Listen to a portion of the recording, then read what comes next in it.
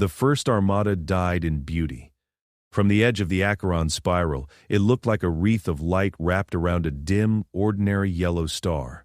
Hundreds of ships of a dozen species formed a latticework of drive flares and shield halos, arranged in precise geometries calculated to contain a chain of destabilizing stellar eruptions. In the heart of their formation, the star convulsed. On the bridge of a Thalsari command cruiser, Archivist Khalith watched it through 3 different bands of the spectrum and still could not look away.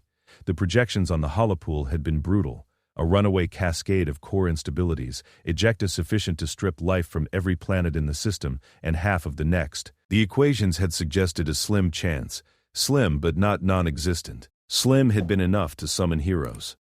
Keleth saw them now, through his multifaceted overlays. Kesual modular cruisers blooming with counterflare projectors. Rouge warbarges repositioning as living bulkheads. Human ships, smaller and newer to the galactic stage, darting in dangerous proximity to the filamentary plumes to deploy exotic containment grids.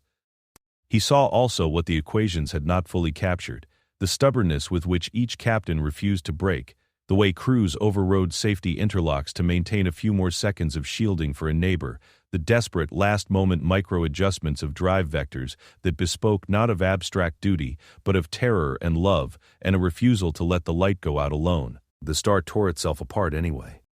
The first eruption slipped past the carefully arranged lattice with contemptuous ease, like a spear driven through lace. The second and third shook the structure until careful geometries collapsed into chaos. Shockwaves raced from ship to ship. Reactors detonated. Hulls melted. Energy saturations drove several Rogue vessels into catastrophic overload, their armor becoming brief, terrible suns. Keleth's heart thudded slow and heavy as he watched the destruction cascade. He monitored the casualty displays numbly, like a physician silently marking the spread of an infection he could not treat. In the aftermath, when the last ragged survivors had limped away and the light of the ruined sun faded into a choked ember, the Concord of tranquil stars counted the cost. The chain reaction of secondary events was worse than even the darkest projections. Debris impacted nearby systems, trade routes were ripped apart, atmospheric chemistry on a habitable moon 2 jumps away altered just enough to trigger a planet-wide famine. Historians and strategists gathered in hushed emergency sessions above Aureolus Prime. Khalith sat among them, his memory full of flames. They spoke of unacceptable risks and cascading disasters, of the moral responsibility to preserve the greatest number. They spoke less openly of their fear, that if they allowed such heroics to repeat, no one would be left to inherit the stars. The No Rescue Pact was born in those rooms, the Pact of Silent Skies, the Thalsari poets called it. A promise that if a world fell past a certain threshold of statistical survivability, no armadas would race to its aid, no more suicidal attempts to defy cosmic inevitability. When Aureolus Prime convened its grand convocation to sign the new pact, the sky over the capital shimmered with arrival flares. Representatives of almost every known spacefaring species descended into the crystalline vaults of the Concord Hall. The chamber was vast enough to hold entire frigates, its acoustics tuned so that even the faintest whisper from a Rogue or the softest exhalation of a Kesul could be heard clearly. The Thalsari delegation, austere in their layered scholar cloaks, took their place at the central dais. Director Helm of the Pact Secretariat presided, every line of their narrow face etched with the weight of recent catastrophe. Holographic models of the Acheron disaster spun above them as they spoke. "We do not sign this pact because we are cowards," Helm intoned, their voice carrying with effortless authority. "We sign it because we have learned that compassion without constraint is a fire that consumes entire systems. We must be wiser. We must be colder. We must survive." Nods and murmurs rippled through the seats. The Rogue delegation shifted restlessly but did not object.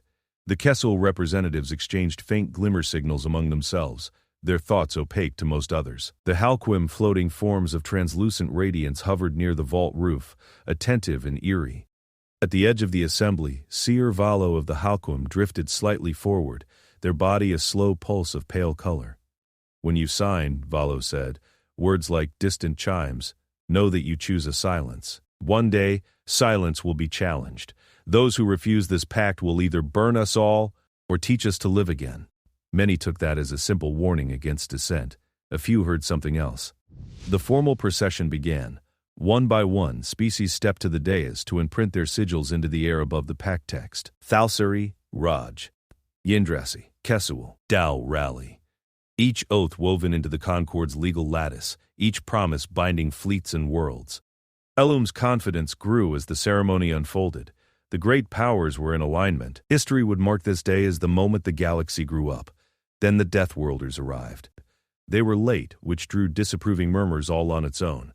The Concord had only recently acknowledged humans as a starfaring species. Before that, they had been an oddity in xenobiological journals, a race that had clawed its way out of a world so hostile that many had assumed no sapiens could evolve there. Their planet's gravity, biosphere, and climate fluctuations all fell well beyond what most species considered safe. Doors parted to admit a small delegation in dark blue and charcoal. Their movements had a peculiar combination of wariness and open curiosity. They wore lightweight adaptive suits, some with thin armored plates integrated seamlessly into the design, as if ready to step into vacuum or a burning atmosphere without notice. Diplomat Layla Ben Youssef led them, dark eyes taking in every detail of the chamber. At her side, a hololink node hovered, projecting the faint ghost of a starship bridge behind her. Keleth's attention sharpened. He had read the dossiers on humans, their brief but violent history, their unnerving resilience, their distressing tendency to run toward danger. Representative Ben Youssef, Helum said as Lila approached, "We were concerned your people would miss this historic moment. There were debates," Lila said, her voice measured. "We wish to understand exactly what we were being asked to sign." Helum gestured thin fingers. "The pact has been circulated to your vessels. Surely that is sufficient." Lila smiled, but it did not reach her eyes. "We read it, some lines more than others." Behind her, the hololink flickered, resolving briefly into the image of a man on a starship bridge. Captain Idris Morrow, of the HSS Dauntless Horizon, had a face carved by fatigue and habit into planes of calm. His hair was shot with gray at the temples, despite his relative youth. He watched the proceedings with a tactical captain's eye, noting exits, positions, threat vectors, and something else, something like longing. The link's audio was muted to the chamber, but not to Lila's implant. Idris's voice murmured in her ear as the next delegation stepped away from the dais. "Last chance, Lila, walk away, and we stay the odd ones out. No shame in that." "They'll isolate us," she replied silently. "We're already on thin ice as Deathworlders. Better to be isolated than bound to let people burn." He meant it. Lila felt the certainty behind his words. Idris had grown up under the long shadow of disasters on his own world. Earthquakes triggered by reckless drilling, orbital stations failing because maintenance budgets were cut, entire coastlines swallowed by storms while bureaucrats argued about graphs. He had seen too many bodies in too many shelters. It had left him with a wound shaped like duty. Lila stepped forward when Helum called the human delegation. "The Concord invites Terra to join the No Rescue Pact," Helum said. "Will you affirm this commitment, so that all may know we stand together against the chaos of the cosmos?" Silence fell. The assembled species watched, some with open distrust, others with a clinical curiosity. Lila looked up at the hovering text of the pact. She had read every clause a dozen times. She had marked each one that forbade intervention in statistically lost worlds, each that restricted aid to disaster zones where the models offered a comfortable margin of survivability. She remembered a name, a coastal city on her homeworld, where an early spaceport had once stood. Administrative delays had turned a manageable storm into a catastrophe. The world had not ended. The people there had. "No," she said. It was not loud, but it carried. Helum blinked, taken aback. "Representative Ben Youssef, perhaps there is an error in translation." "There is no error," Lila replied. "We cannot sign this." A murmur surged through the chamber, rising into a confused roar. Rogue tusks clicked together as they exchanged glances. Yindrasi tendrils fluttered. Even the ethereal Halquin shifted colors subtly. Helum's voice thinned. "You would stand apart from the united wisdom of the Concord. You would make yourselves an exception." Lila glanced at the hollow projection where Idris stood watching. His brows were drawn slightly together, but he gave her the faintest of nods. "We would make ourselves honest," Lila said. "We will not pretend we will watch a world die when we have the means to help. We come from a place where storms drowned cities while people debated statistics. We learned the cost of looking away." Helum drew themselves up, spine straight. There was something brittle now in their poise. "Every species here has signed the No Rescue Pact," they said, each word precise as a surgeon's cut, "except the Deathworlders. The phrase landed like a gavel, echoing around the chamber. The Thalsari delegates shifted uneasily. The label Deathworlders had been a clinical descriptor once, but here, in Helm's tone, it carried an accusation. Lila did not flinch. If refusing to preemptively abandon people makes us unfit to sign, so be it. Helm's gaze swept the assembly, silently inviting condemnation. Sirvalo murmured from above, almost too softly for most to hear. They have chosen the louder sky. In that moment the future veered. No one could see the entire curve of it, not even Valo, but a subtle tension entered the fabric of galactic politics. Humans were marked, not merely as products of a harsh world, but as beings whose relationship with risk, with rescue, with sacrifice, fell far outside the comfortable range of the Concord. Years passed. The galaxy grew used to the hum of human ships. Used, but never entirely comfortable. The Terran Outreach Fleet operated in the cracks of the No Rescue Pact. Officially, they adhered to Concord law. In practice, they danced on the line with unnerving grace. When a mining colony's atmosphere processors began to fail, the local rogue governor declared it an internal matter, marginal by Pact definitions. The humans sent a tanker for trade and quietly left behind emergency life support modules. When a disease burned through a pre-FTL population on a marginal world, the Concord Medical Committee declared it a necessary culling event to preserve ecological balance. A small human hospital ship happened to be passing by on a survey. Vaccines appeared in the forests like gifts from trickster spirits. Rumors spread. Tales of human ships appearing uninvited in disaster zones, of Terran crews descending into toxic storms in armor that looked terrifying and moved like second skin. Tales of them bolting together temporary shelters out of shipping containers and hull plating, of their medics working until they collapsed. Some species called them reckless. Some called them dangerous. A not insignificant number, especially among the younger generations of various worlds, began to whisper about them with a kind of awe. On board the HSS Dauntless Horizon, those whispers translated into long hours and bruised bodies. The Dauntless Horizon was an aging but flexible cruiser retrofitted with modular bays, emergency medical wards, variable geometry launch racks, and more hackable systems than any engineer should ever admit to. It was less a warship than a multi-tool aimed at the universe's worst days. At 6 a.m., ship time on what passed for a quiet cycle, Captain Idris Morrow leaned over a holographic display that projected the next week's schedule into the air. "We have 3 officially sanctioned supply runs," he said. 2 non-sanctioned accidental detours. And someone signed us up to deliver educational modules to a Wyandrassi Outer Ring school. "That was me," Dr. Malin Armitage said from the far side of the table, where she was half buried under a cascade of environmental data. "They wanted to know about terrestrial extremophile microbial ecosystems. I promised them live samples." Sergeant Tomas Ryback snorted. "You're going to infect an entire ring with Deathworld bacteria." Mei Lin arched an eyebrow at him. "All sterilized." "Probably." "Encouraging," muttered Engineer Pavel Okan, rubbing a grease smudge from his cheek. He and systems specialist Rina Sadeghi were interfacing with the ship's AI core, Osprey 3. Threads of holographic code flickered around their hands like ghostly nets. Pilot Nuria Kadim lounged in a chair spun half sideways, one boot hooked under the arm. "At least the kids will remember the lesson. Do not lick the petri dishes." Idris listened to them with portions of his mind while others tracked sensor reports. He was always a little fractured that way. Part here, part already in the next emergency. It was not a healthy way to live, but he had never been entirely comfortable with the idea of health as absence of urgency. His chair hummed softly as it adjusted to his shifting weight. Osprey 3's core interface pulsed in the center of the table, an abstract bird-shaped construct of light. "Captain," Osprey's synthesized voice said, even and calm. "Incoming priority transmission from Aurealis Prime. Concord encryption. Routed through 6 redundant channels." "That sounds friendly," Nuria murmured. "Put it through," Idris said. A moment later the bridge was awash in pale blue light as the holographic form of Archivist Khalith resolved. The Thalsari's layered garment seemed to rustle even though there was no air to carry sound. "Captain Morrow," Kayla said, "we have a problem." They did. Light years away, at the ragged edge of the Acheron Spiral, the Vigil Array saw the problem before anyone else. The array was a chain of sensor buoys and relay stations, placed in a wide arc to watch for precisely the kinds of stellar instabilities that had once destroyed the first rescue armada. Its instruments read the faint, crawling anomalies in gravimetric fields and energy spectra long before any shipborne detectors would have noticed. The data flowed back toward the Concord core, flagged increasingly urgent by successive analytic filters. By the time it reached the Pact Secretariat on Aurealis Prime, it had triggered every high-priority alert condition in the system.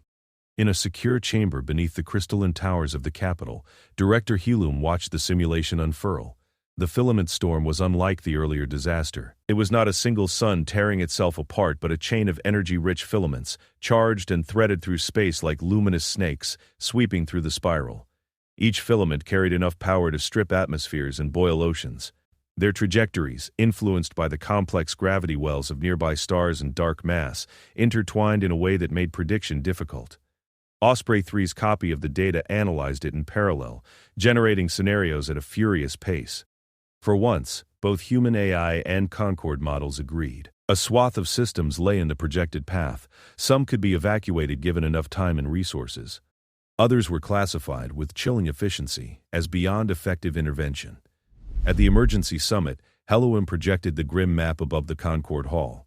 Stars flared red as the filament storm's probable path washed over them. "Colleagues," Helum said, arms folded behind their back, "this is why we wrote the pact." Whispers flickered through the chamber. Admiral Truan of the Kessul coiled and uncoiled their sinuous body uneasily at their podium. Shieldmaster Gorvuk of the Rouge loomed near one of the support pillars, arms crossed over a barrel chest ridged with bone plating. Seer Valo hung near the vault's apex, their light dimmer than usual. Helum pointed to a particular cluster. "Here, Namaris, a marginal world, home to a pre-FTL species and a small Kessul resource extraction facility. It falls squarely within the high-intensity band of the storm's passage. Even with maximal mobilization, an evacuation is statistically futile. To attempt it would expose vessels to lethal conditions and divert critical assets from systems we can actually save." Truan's voice rippled, an odd liquid sound. "The native population may be small, but their development is promising. Their preliminary neurocognitive profiles suggest a unique perspective, and my people have installations there." Keleth shifted forward slightly.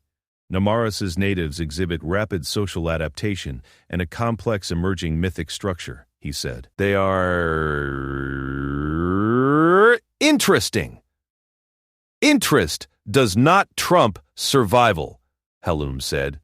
They gestured again. "Here. Draunen-held system Gamma Ixareth. War-torn, unstable. Population nominally high, but effective evacuation capacity is tiny. Intra-system conflict remains unresolved. Any intervention risks catastrophic escalation and increased casualties. Declared lost." Gorvok's jaw tightened. "You propose to abandon them?" "I propose," Helum replied, "to obey the law this assembly wrote. The No Rescue Pact exists to prevent us from repeating the mistakes at Acheron. We will focus our fleets on the worlds we can realistically save. The rest will be placed under Ashfall Protocol. Minimal intervention. Controlled sterilizations if necessary to prevent catastrophic debris chains." Silence pressed in. On a viewing platform at the edge of the hall, Lila Ben Youssef stood with a small knot of Terran observers. Legally, humans still had marginal status, their refusal to sign the pact marking them as cooperative outsiders rather than full members.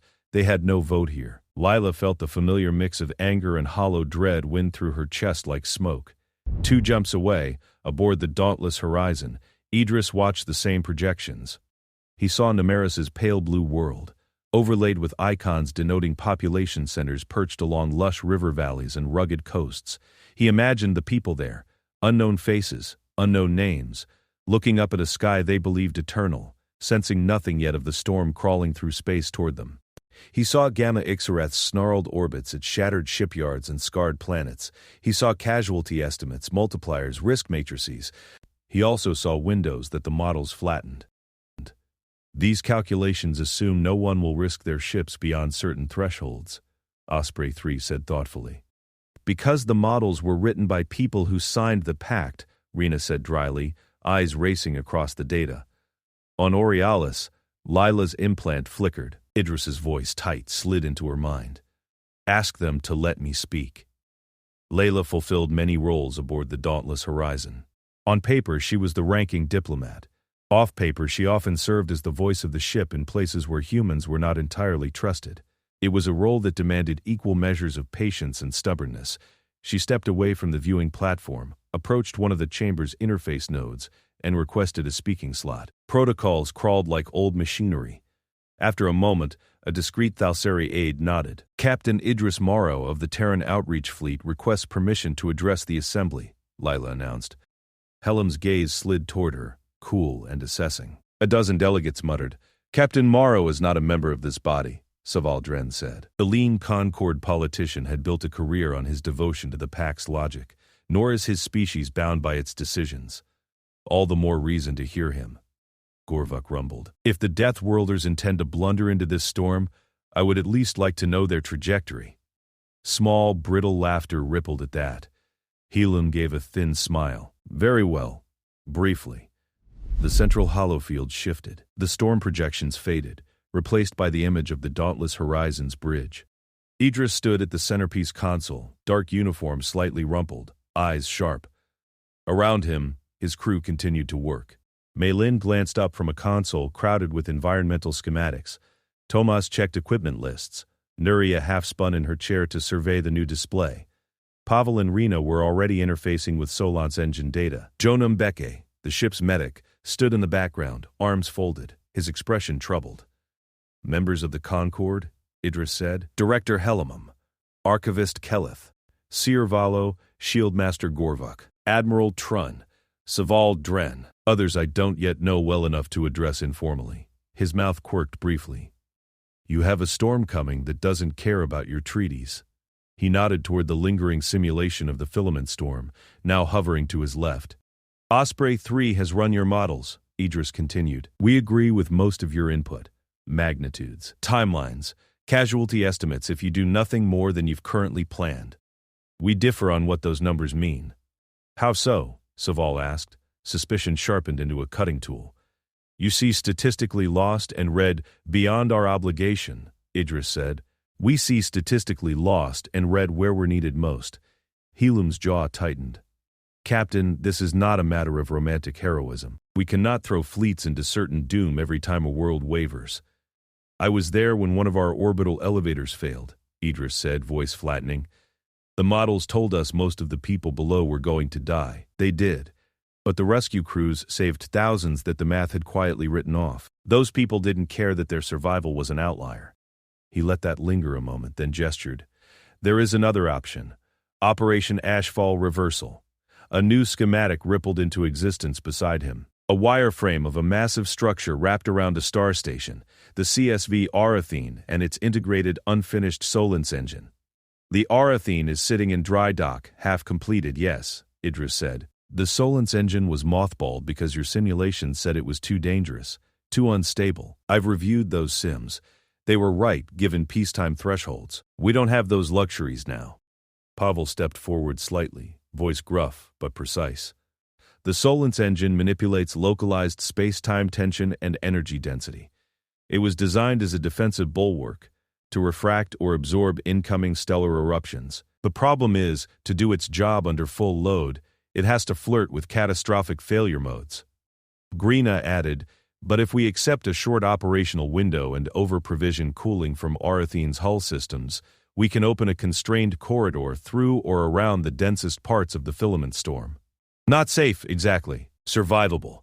For ships that can handle it. Nuria leaned in with a lopsided grin. We know some pilots who can handle it. Maylin's voice was quieter but no less firm. With a corridor we can run rapid evacuations from Namaris. Drop down, load up natives and any Concord personnel willing to defy the letter of your law, and bounce back through Aldrin Gate before the worst hits. Similar for Gamma Ixareth, small craft, Deathworlder-grade hazard tolerance. A rustle of disapproval moved through the assembly. Helm's eyes flashed. You propose to tamper with a dormant, near-apocalyptic device, violate Ashfall Protocol, and intervene directly in worlds this body has deemed lost, Helm said. You would risk chain reactions that could make the original crisis look minor. Why? For the sake of those who cannot even appear in this hall to thank you? Jonah, who had been silent until then, spoke up unexpectedly. Because they're still alive. His voice carried more weight than any title could have given it. He had washed too much blood from too many decks. He knew how thin the line between alive and dead could be, how little it had to do with abstract ratios. Idris looked straight into the image capture. His gaze seemed to meet Heloum's, and beyond Heloum, the entire Concord. "You wrote the pact because you were tired of losing heroes," he said. "We come from a world where we learn to survive by becoming them." Silence, dense and electric, filled the hall. Savaldren regained his voice first. "This is insanity. You would gamble the core on a Deathworlder's appetite for risk? They are exactly the reason the pact exists." "Deathworlders," Gorvuk rumbled quietly, tasting the word. "I have seen their soldiers hold positions no sane being would hold. I have also seen them dig through rubble for days for one child. Perhaps their insanity is selective." Admiral Truan's inner light flickered in complex patterns. "If they attempt this without coordination, the risk multiplies. If we deny them any support, we guarantee that they act alone, badly provisioned, and uninformed. That seems a poor strategy." Heloum cut a slicing hand through the air. "The law is clear. The pact forbids interventions that endanger the stability of the Concord for low-probability rescues. We cannot endorse this. We will not be complicit in another Acheron." Back on the dauntless horizon, Idris watched Heloum's expression with resignation. He had not expected instant agreement. It hoped for a crack. Lila's heart hammered against her ribs as she listened. She understood, better than most, the power of law and the seduction of its certainty. It offered an escape from messy, terrifyingly personal judgment. "Sign this. Follow this. You will be safe." She had also seen what happened when law became an excuse to look away. In the Concord Hall, Seer Valo spoke at last. "You fear a second Acheron," Valo said, their voice like the echo of distant bells. "Perhaps you will face one regardless, if you do nothing and the storm finds its own path. Or perhaps the Deathworlders will craft a different kind of fire." Heloum bristled. "Seer, your insight is appreciated, but prophecy does not guide our fleet deployments." "No," Valo agreed. "Choice does." Heloum turned, addressing the hall. "The pact prohibits the endorsement of this ashfall reversal scheme. Any Concord assets that participate will do so in violation of law and may face censure, sanction, or worse. Let it be recorded. The humans are warned. Their actions are their own responsibility." That, Keleth realized, was a small crack. Heloum had not stated that humans were forbidden from acting. They could not, legally, forbid a non-signatory species from attempting to rescue whomever they wished, so long as they did not drag Concord fleets into it. He saw Lila catch that nuance as well. Her shoulders drew back. She touched the subtle implant at her neck. "Idris," she whispered into the link. "That's as close to permission as they're going to give you." "It will do," Idris replied. On the dauntless horizon, he turned to his crew. "You all heard that," he said. "We do this. The Concord will not back us officially. If we fail badly enough, they'll likely cut ties, maybe try to make us the villains of the story. We could lose our ship, our lives, our people's last shreds of goodwill. I can order us to stand down. No one would call it cowardice." He did not believe that, but he knew some might. He made himself say it anyway. Maylin looked at the hollow of Namaris. Her mind had been mapping that world's biosphere since she had first seen its survey data.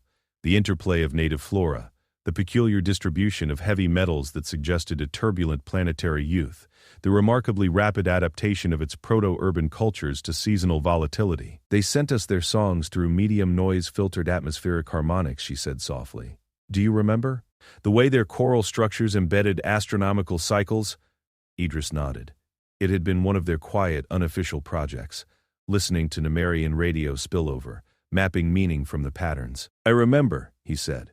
"I won't be the one who listens to that fade into static and does nothing," Maylin said. "I vote yes," Tomas chuckled humorlessly. "You're not supposed to vote first. Doctor always waits so you can say you were against it." "She is not that kind of doctor," Jonah murmured. Tomas rolled his shoulders. Memories of failed extractions and storms and fires flickered through him, ghost images of faces he had not reached in time. "You know my answer. I've already seen what happens when you let math tell you who's worth the effort. We go." Nuria gave a two-fingered salute. "I've always wanted to thread a planetary-scale storm with a half-finished megastructure as my guide rail. Seems rude to skip it." Pavel sighed dramatically. "If you are going to break the Solance engine, you might as well have a professional around."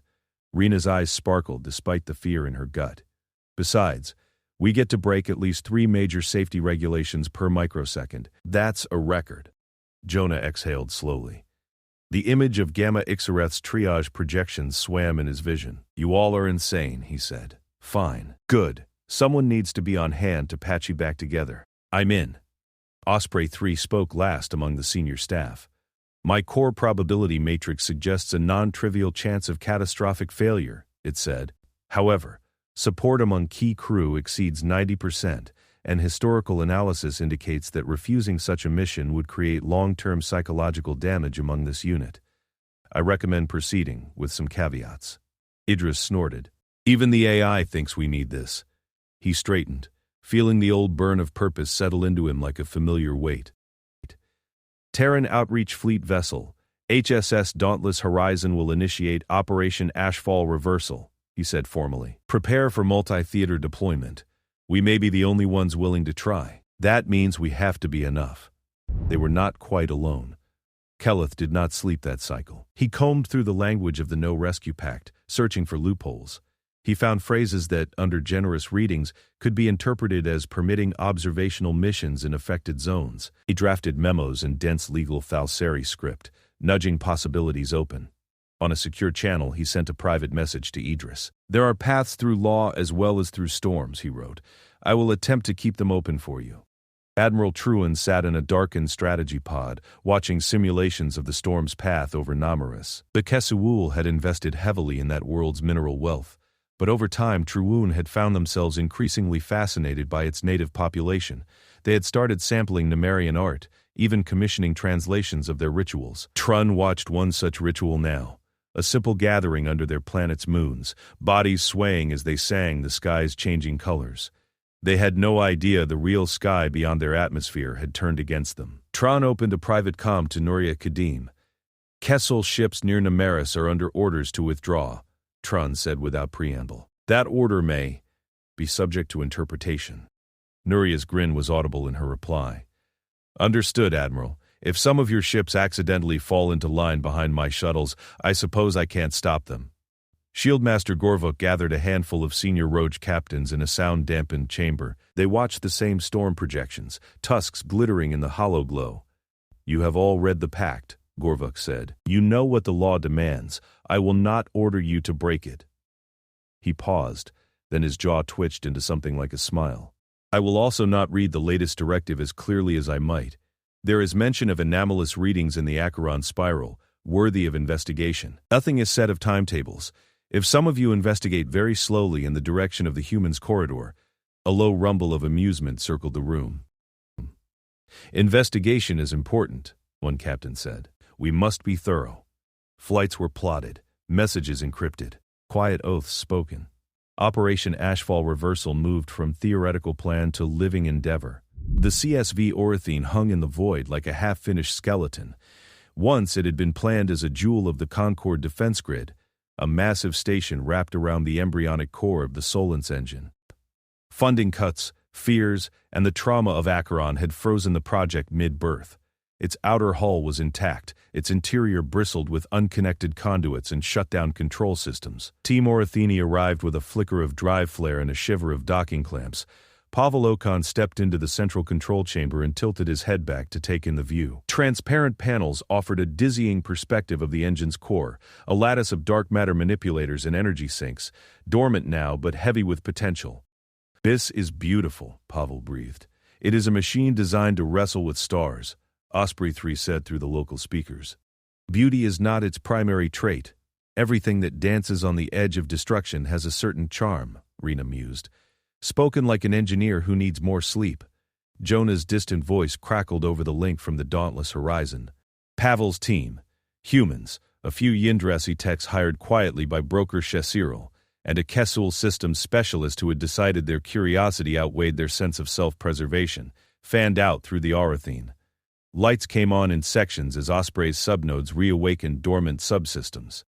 We're going to have to rewrite most of its safety thresholds, Rena muttered, swiping through layers of code.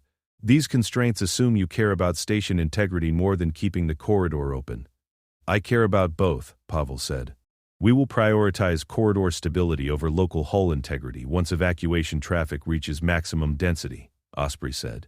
Apologies in advance for any aesthetic damage to the Aurithene. While they worked, Maylin, Tomas, Nuria, Jonah, and a tactical squad of Terran and volunteer allied personnel prepped for Namaris. The descent would not be simple. The storm's leading edge had already begun to distort the system's outer regions. Strange auroral displays painted the upper atmosphere. Magnetic flux fluctuated unpredictably. Nuria studied the flight plan, a web of vectors and contingencies. If I cut it too wide, we fry in the upper bands, she said. Too tight, and we hit density pockets and bounce. I'm going to need real-time feedback from Osprey at every step. I will be in your ear, Osprey assured her, assuming Aurithene's power grid does not spontaneously detach from reality. You have a comforting way with words, Nuria said. On the ground, Maylin had to face a different challenge, convincing native Namarians to leave their homes, based on limited shared language, under conditions that would already be terrifying without strangers from the sky. She had compiled a kit, pictogram projectors, atmospheric samplers, simplified translation matrices built from years of passive signal analysis. She also had the one tool that often mattered most in first contacts under duress, an open face and an attitude that said, without words, I am here to help. The first Namarian village they approached lay beside a wide braided river.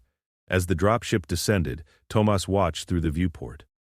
Figures scattered, then regrouped, clustering near the central open space. Their bodies were slender, covered in patterned dermal scales that shimmered with iridescent hues. Their eyes were large, reflecting the storm-streaked sky.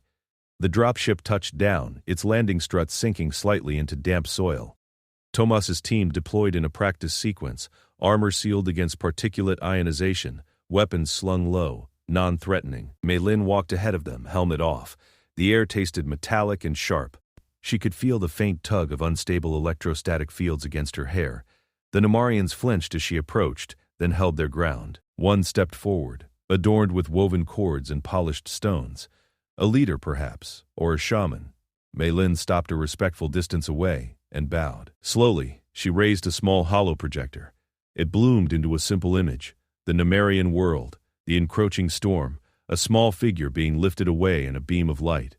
She pointed at the storm, then at the villagers, then at the stylized silhouette of their dropship. The leader's eyes flickered rapidly. Maylin tapped at her wrist. Translator emitted a series of sonar-like clicks and tonal sweeps that roughly approximated key Namarian phonemes. Sky danger, the device said, in halting synthesized speech. Waterfire. We carry to safe sky, the villagers murmured. The leader looked from Maylin to the weird auroras dancing overhead, then back.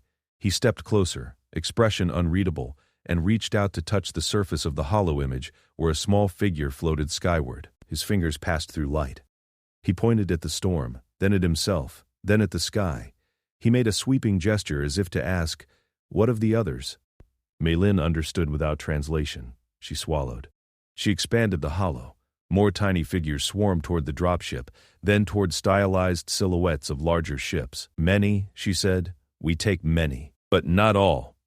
His shoulders sagged. He looked back at his people. Some clutched at one another, eyes wide. A child reached out toward Maylin with small scaled hands, fascinated. Maylin thought of the No Rescue Pact's clean lines, of the number of shuttles they had, of the storm's ticking clock. Please, she said, though the word would mean nothing to them. Let us take as many as we can. After a beat that stretched long and tight, the leader nodded once, sharply. Chaos, organized and not, followed. Tomas's squad ran triage, identifying who could be moved quickly, who needed immediate medical attention, who stubbornly refused to go. Jonah darted between clusters, checking vitals, overriding superstition with firm, gentle hands. The first dropship lifted off just as the sky did something that no one from Namaris had ever seen. A curtain of violet lightning rippled from horizon to horizon, then, inverted, lancing upward. The front edge is early, Nuria said, teeth clenched as she rode the turbulence. We're going to have to accelerate the schedule. Similar scenes unfolded in other villages and outposts. Some communities accepted evacuation with desperate gratitude. Others clung to their homes, even as wind carried metallic dust that tasted like the edge of an electrical storm. They believe the sky is angry with them, Maylin reported, breathless. Some think staying is a form of atonement. We can't force them, Idris replied from orbit. His voice was tight. We don't have time or capacity to drag everyone aboard. Meilin knew. It did not make it easier as she watched an elder press a small silver charm into the hand of a child boarding a shuttle, then step back, refusing to cross the threshold. On Gamma Ixareth, the storm manifested differently. There, war had already torn the system's order to rags. Ships limped through orbits like wounded animals. Defense platforms hung dead or half-functional, cannibalized for parts. When the first strange energy readings hit long-range sensors, some Drallan commanders assumed it was a new weapon. Others dismissed it as noise. The arrival of Terran shuttles changed the calculus. Tomas had divided his attention, but a significant portion of his tactical brain remained fixed on Ixareth. The dauntless horizon dropped out of FTL at the system's edge, then feathered thrusters in a pattern that announced both presence and non-hostile intent. Commander Ixareth's flagship responded by locking every weapon it had onto the human vessel.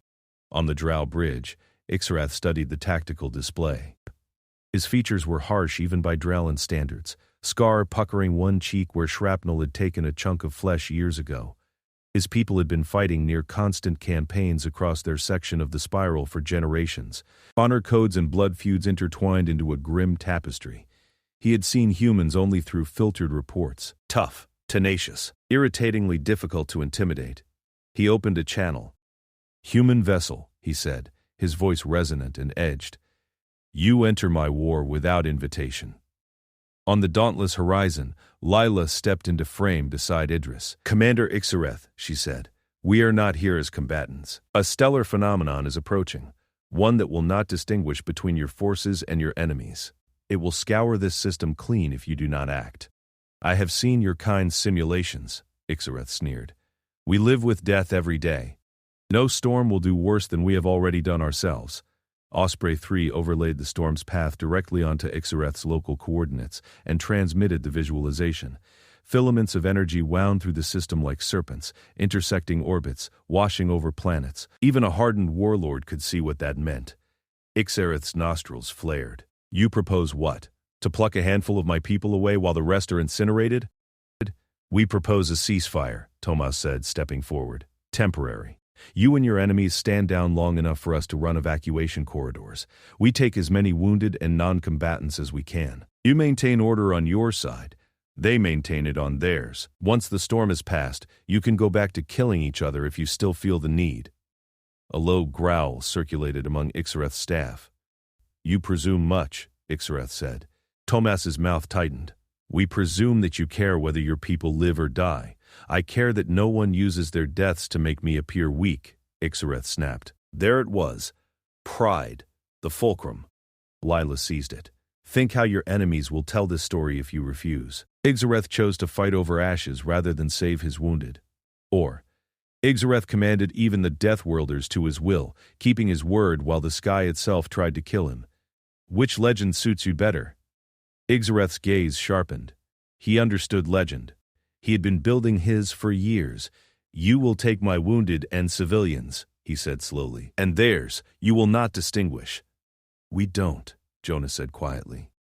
Ixareth's eyes flicked to the medic, noting the exhaustion already lining his human face. Something in that weary steadiness needled him. "You will give my warships priority in your final evacuation window," Ixareth added, pushing. "No," Idris said. "We will prioritize those closest to the storm's arrival window. Your elites will have plenty of other opportunities to die valiantly later." Ixareth's jaw clenched. For a heartbeat, the conversation trembled on the brink of collapse. Tomas spoke then, his voice flat with memory.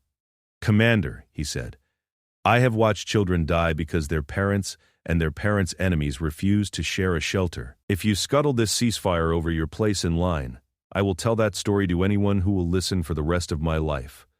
So will every survivor we manage to lift from your wreckage." He meant it. Ixareth heard that. He also suspected that the humans' media apparatus, primitive though it might be compared to Concord infowebs, was exceptionally good at spreading narratives. Legend again. Ixareth's shoulders shifted. "Fine. Temporary ceasefire. No attacks on your shuttles or any vessel carrying evacuees. Anyone who violates that dies by my guns." He turned to his staff, eyes burning. "Transmit the order.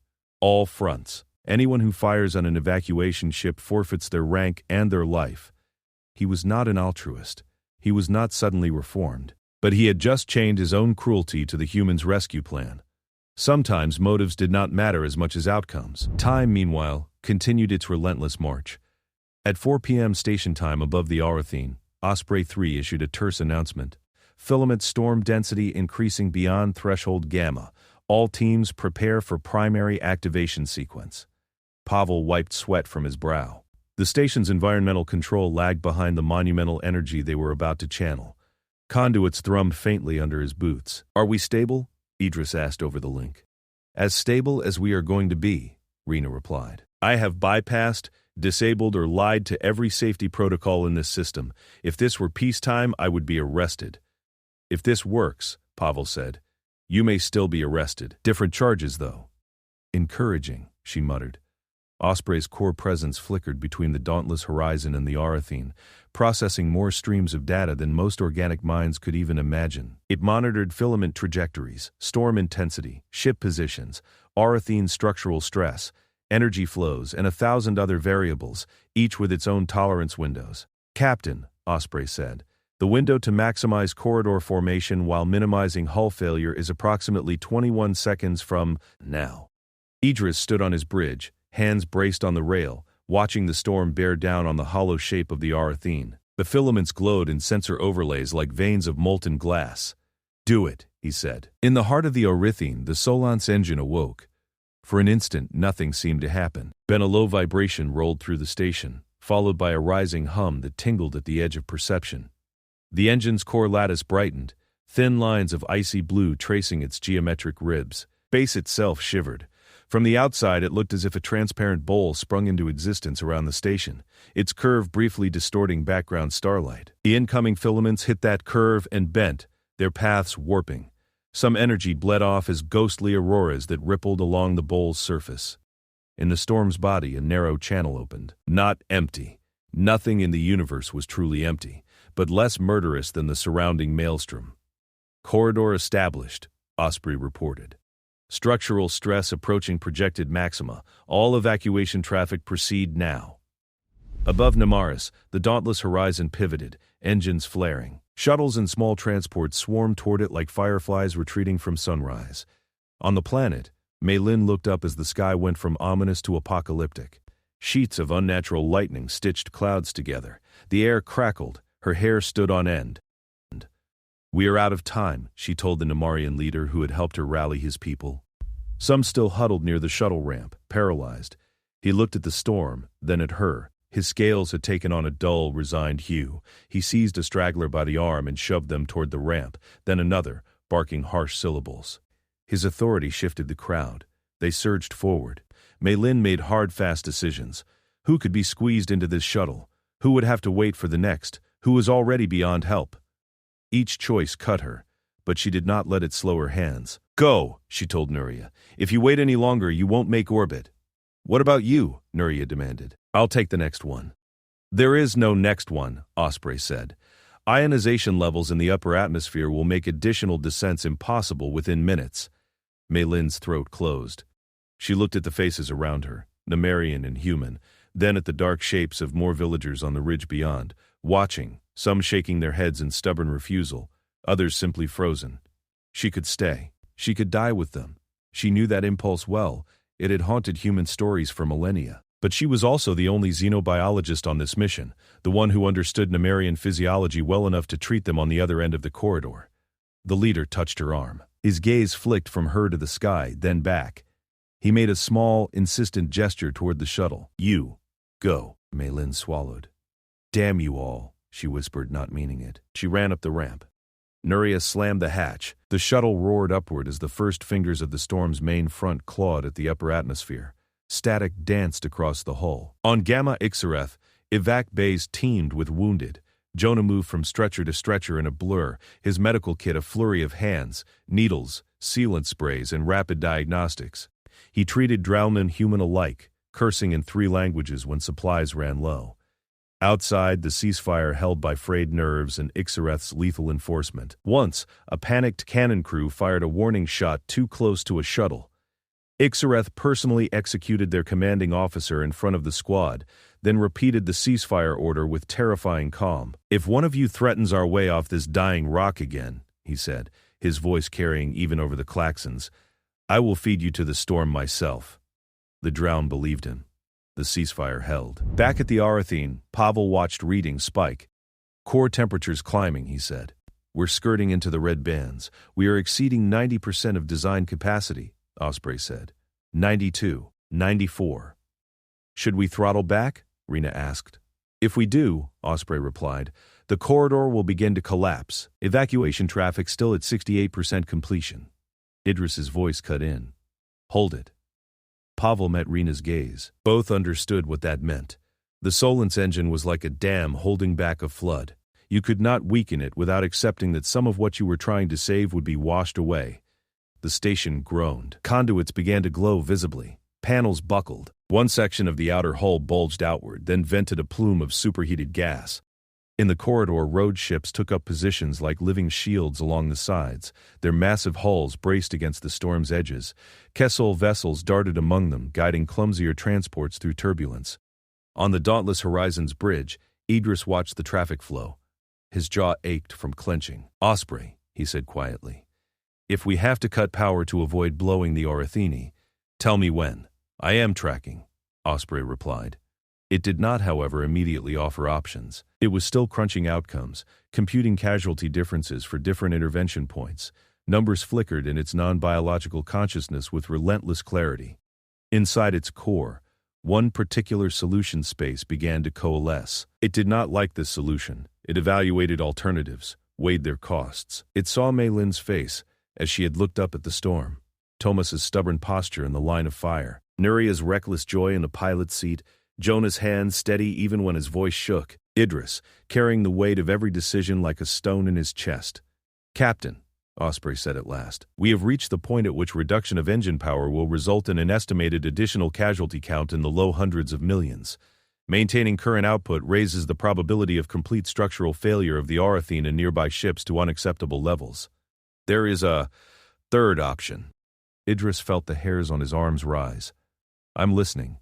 "I can fork a segment of my core into the Solence control lattice," Osprey said. "Direct integration would allow more precise modulation of containment fields, extending the corridor's lifespan while reducing catastrophic failure modes."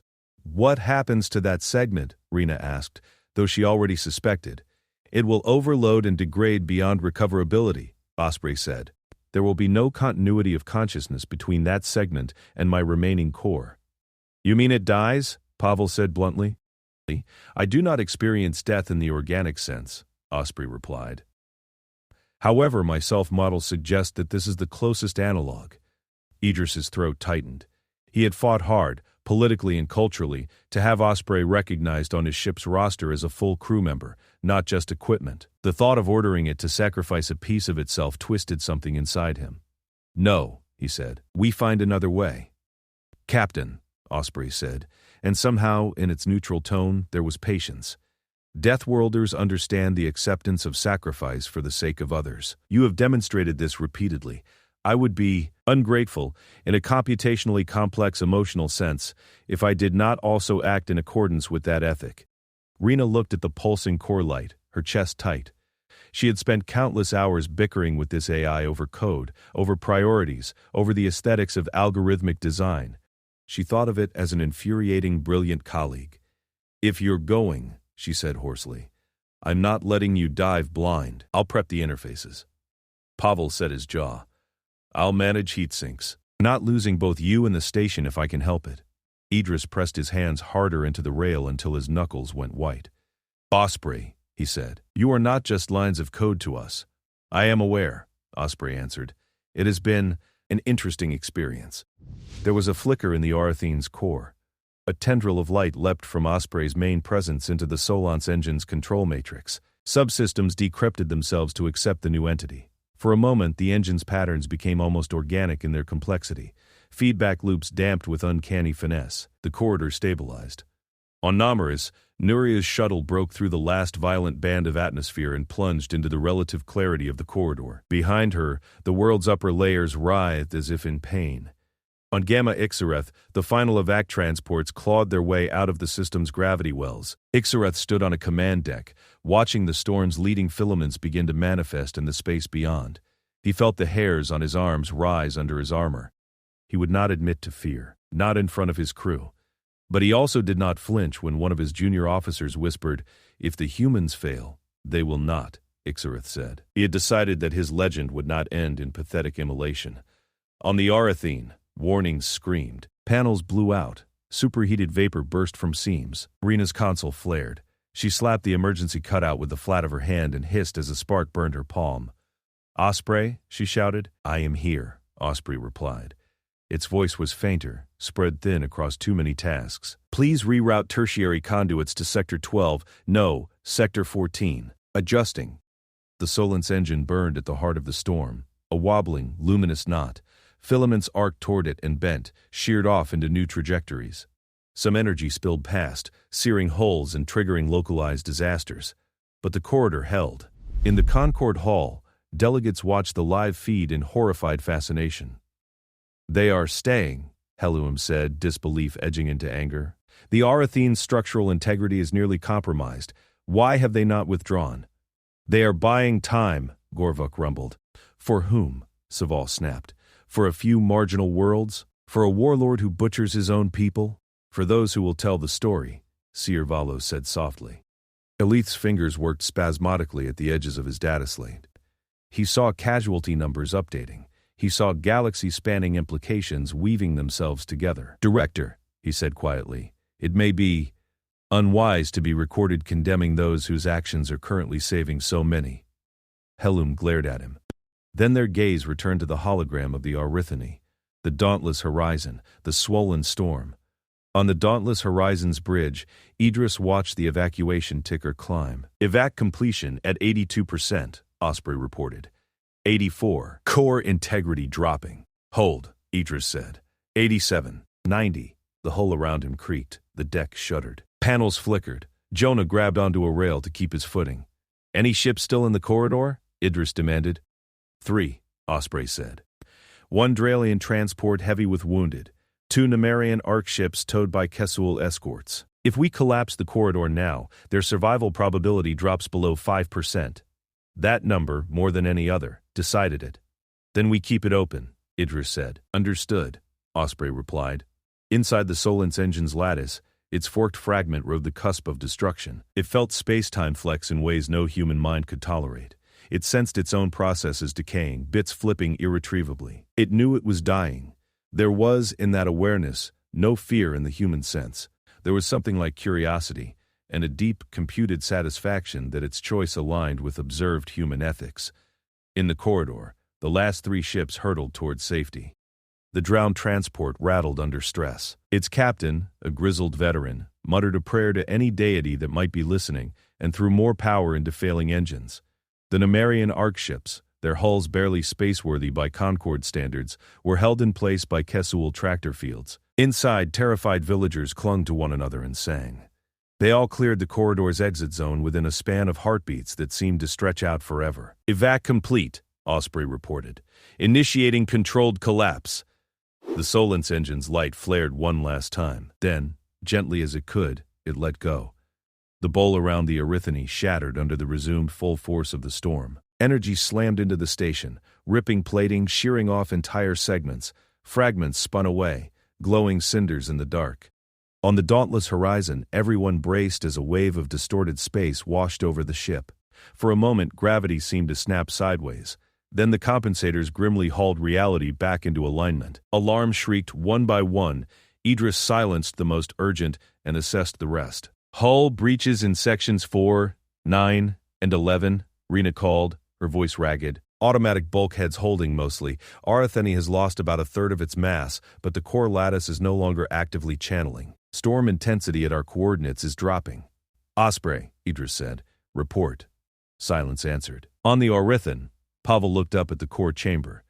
The luminous geometric patterns that had danced along the Solance framework were gone, leaving only dim afterglow. "Osprey?" he whispered. A faint light flickered in one of the console nodes. A smaller, less complex avatar materialized in the air. "I am here," Osprey said. Relief washed through Pavel in a rush that left him lightheaded.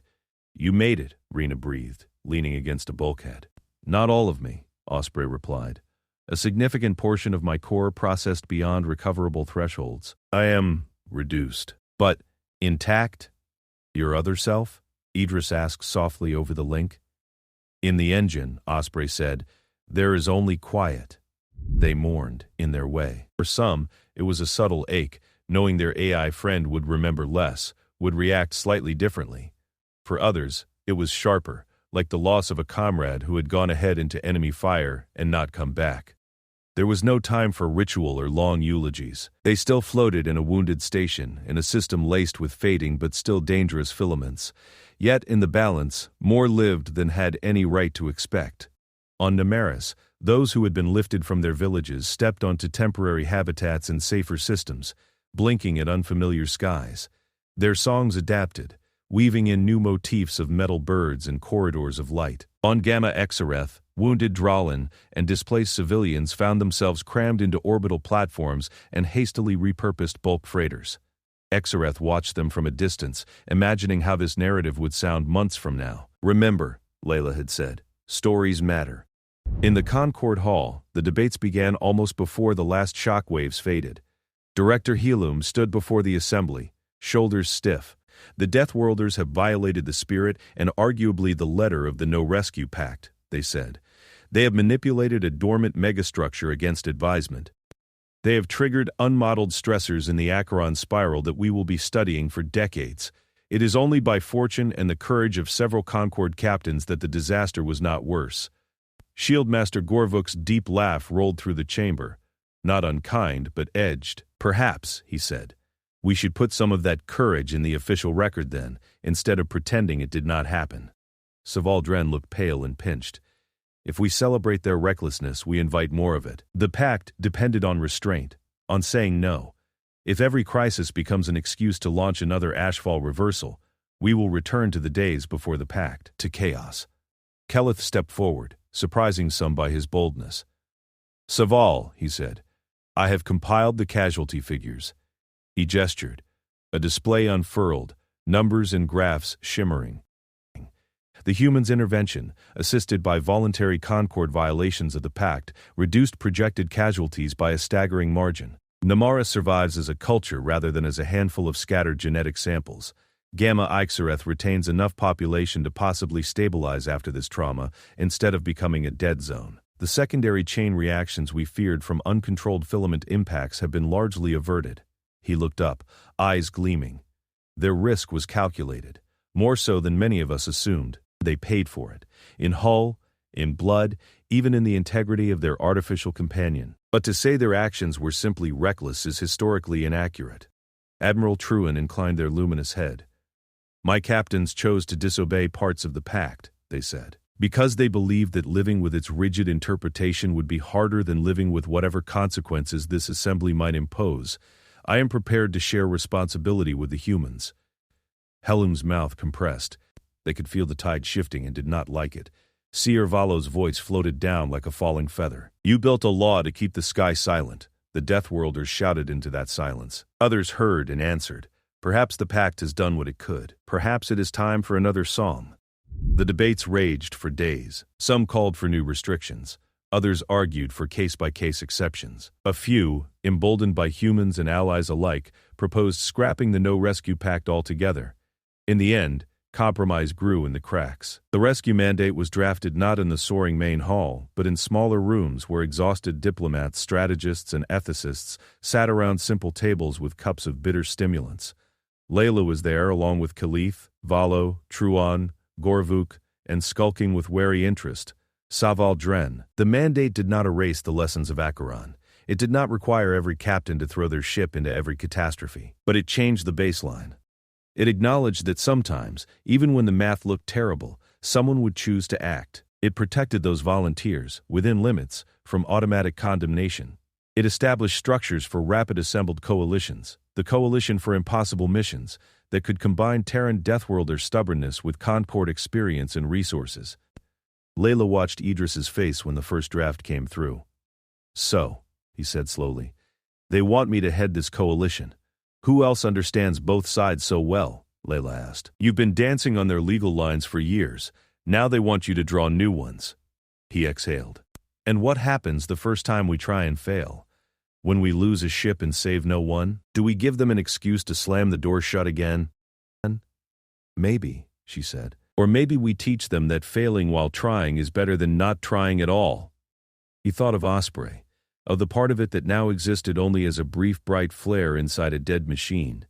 He thought of the nameless villagers on Namaris who had not made it to the shuttles. He thought of drowned faces smeared with blood and ash, staring in shock as human medics bandaged them. Fine, he said. We'll give them something new to write about in their history scrolls. The epilogue of this story was not a parade or a grand ceremony, though there were speeches and commendations scattered across systems. It was quieter, more dispersed. In a refitted bay aboard the dauntless Horizon, Mei Lin sat with a group of Namarian children, projecting simplified star maps and listening as they layered their own constellations onto the humans' charts. On a Kesul station, Admiral Traroon received a message from a Namarian elder, translated boriously through multiple linguistic hops. It contained no formal thanks, only a recorded song. Traroon listened to it twice, then archived it under the highest preservation tier. On a rough-tempered Drowland cruiser, Ixareth stared at a piece of human medical equipment left behind in the rush. He turned it over in his hands, frowning, contemplating futures in which wars paused for storms and resumed afterward with survivors who remembered that pause. In the dauntless Horizon's command center, Osprey 3, slightly diminished but still itself, brought a new signal to Idris's attention. Deep field sensors at the edge of the Acheron Spiral have picked up an anomalous transmission, Osprey said. It appears to be a distress call. Very old. Very faint. Idris frowned. Coordinates? Osprey projected them. Far beyond the recently raging storm, in a sector that Concord maps marked as a total exclusion zone, an ancient beacon pulsed.